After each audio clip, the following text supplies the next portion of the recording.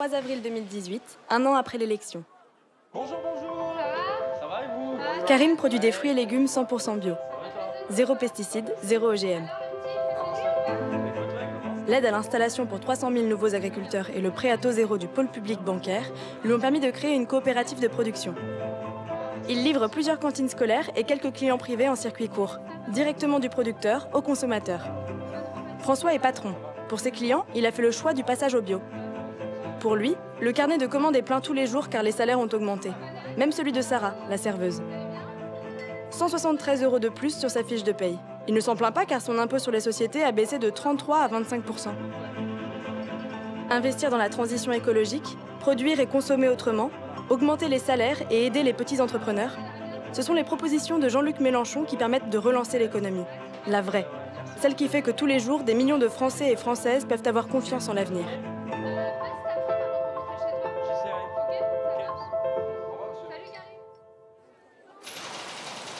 Vendredi 6 avril 2018, un an après l'élection. Les nouvelles technologies, la révolution numérique, c'est notre quotidien. Pour eux, elles sont au cœur de leur travail. Élise est graphiste indépendante. Elle en a fini avec le statut d'auto-entrepreneur. Elle pouvait travailler plus de 50 heures par semaine pour un salaire horaire inférieur au SMIC. Chaque fin de contrat signifiait l'arrêt de ses revenus. Avec la sécurité sociale intégrale, elle peut bénéficier d'une indemnisation chômage et avec la fin du RSI, elle cotise désormais au régime général. Abdoulaye, lui, vient de signer un CDI comme cadre commercial dans une entreprise innovante. Il conçoit un logiciel de planification pour une grande société publique de l'énergie. Avec la sortie du nucléaire et des énergies fossiles pour aller vers 100% d'énergie renouvelable, ce sont près d'1 million d'emplois créés. Pour Jean-Luc Mélenchon, la relance de l'activité économique se fait par la transition écologique et les nouvelles technologies. Un plan d'investissement de 100 milliards d'euros est mis en œuvre pour un vrai choc d'activité qui profite à tous les secteurs.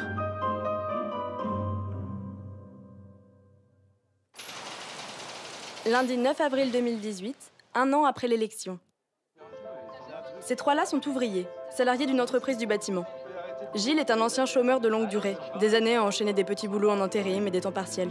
Il a signé un contrat coopératif pour 4 ans avec une collectivité publique et retrouve peu à peu une vie stable grâce à son travail. Alexandre a 19 ans. Il prépare le bac professionnel en 4 ans. Sans l'allocation d'autonomie jeunesse de 800 € par mois, il n'aurait pas pu poursuivre ses études. Laurent est diplômé d'une maîtrise. Il enchaînait les contrats courts et ne trouvait pas à se loger. La garantie universelle des loyers l'a aidé à convaincre un propriétaire de lui louer. Avec son contrat jeune, il a aussi 5 ans d'emploi garanti. Autant d'années d'expérience et de stabilité. Ces situations sont la réalité de millions de citoyens. Le chômage de masse n'est pas une fatalité. La lutte contre la précarité est une urgence sociale. L'État doit aider les chômeurs longue durée à revenir en emploi et les jeunes à démarrer dans la vie.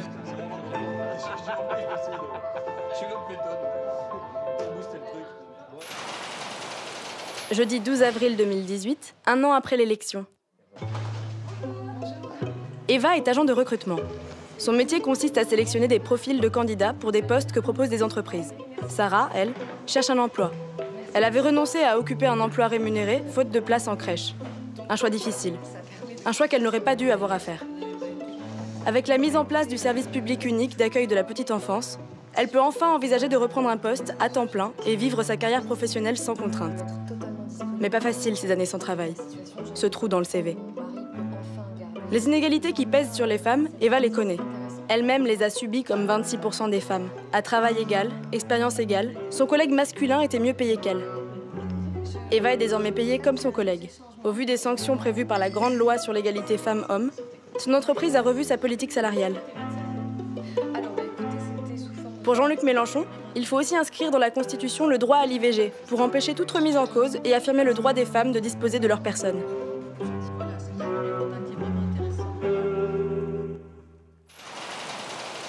Mercredi 18 avril 2018, un an après l'élection. Sabrina est interne en médecine. Avec le plan Zéro déserts médicaux, elle va consacrer ses premières années à travailler pour l'État dans une zone rurale. Elle sera intégrée à un centre médical public. L'accès aux soins est un enjeu qui peut avoir des conséquences dramatiques. Chaque territoire doit être suffisamment équipé. La santé publique recrutera des personnels en plus. Fabien, lui, est policier. Il appartient au service de police de proximité. Fini la politique du chiffre qui le mettait sous pression constante. Aujourd'hui, son rapport aux habitants du quartier dont il assure la sécurité n'est plus aussi tendu. Il a pour mission de nouer des liens avec les gens et d'intervenir quand un problème est signalé. Avec la dépénalisation du cannabis, son rôle a changé. Le trafic s'est considérablement réduit, faute d'acheteurs qui préfèrent le cannabis en vente contrôlée par l'État.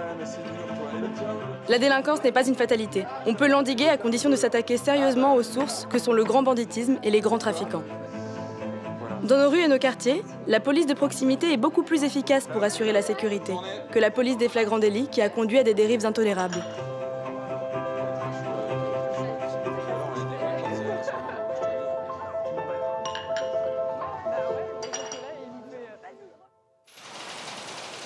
Samedi 21 avril 2018, un an après l'élection.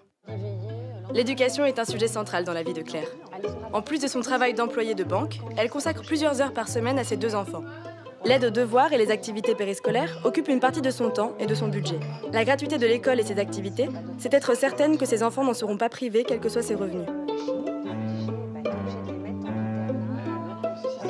Pour Jérémy, les moyens humains mis dans l'éducation nationale ont permis à son fils Adrien, autiste, d'avoir une auxiliaire de vie scolaire, formée et diplômée, qui l'accompagne comme il en a besoin. Pour Leïla, maman d'un enfant de 3 ans et d'un nourrisson, avec la cantine gratuite et 100% bio, le service public de la petite enfance, elle a le sentiment qu'on donne le meilleur à ses enfants. L'éducation nationale est le premier lieu de socialisation de nos enfants. Ils doivent y manger bien, y acquérir des savoirs, s'exercer au sport, s'ouvrir aux arts et à la musique. Jean-Luc Mélenchon la veut gratuite et obligatoire de 3 à 18 ans.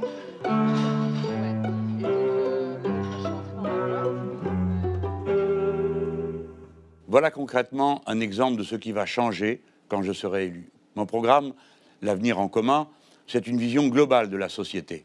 Mais il comporte 357 mesures précises pour que la vie de chacun d'entre vous change en mieux. Le 23 avril, avec la force du peuple, tout est possible. Allez, viennent les jours heureux et le goût du bonheur.